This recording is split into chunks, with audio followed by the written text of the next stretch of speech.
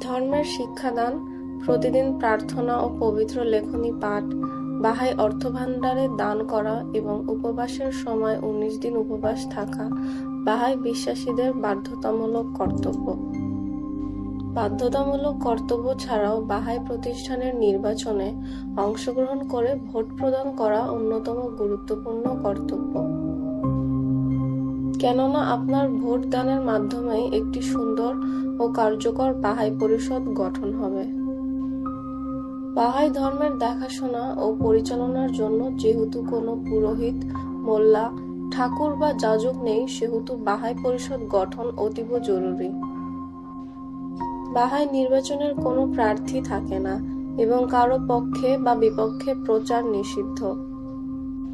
তাই ভোটদানের জন্য আপনাকে কেউ বলবে না।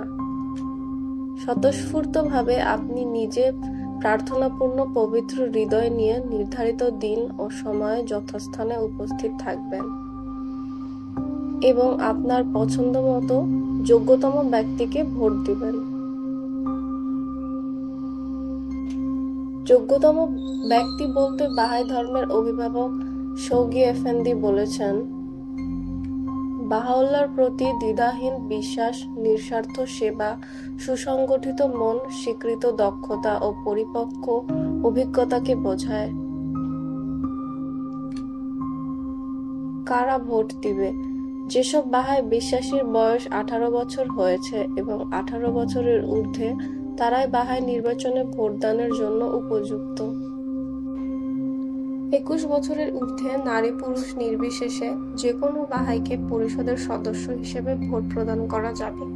21 বছরের নিচে যাদের বয়স, তাদের ভোট দেওয়া যাবে না, তবে 18 বছর বয়সীরা কেবল ভোট দিতে পারবে।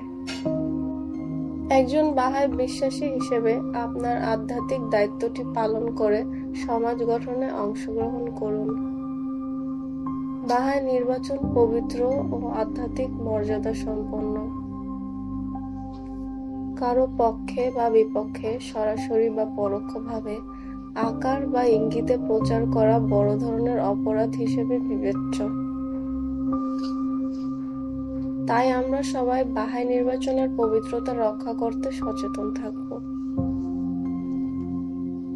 কোনো প্রশ্ন বা জানার থাকলে আমরা আমাদের অক্সিলারি বোর্ডের সদস্য ABM-দের সাথে যোগাযোগ করতে পারি। বাহাই নির্বাচনের ভোটদান পর্বে আপনার উপস্থিতি নিশ্চিত করুন।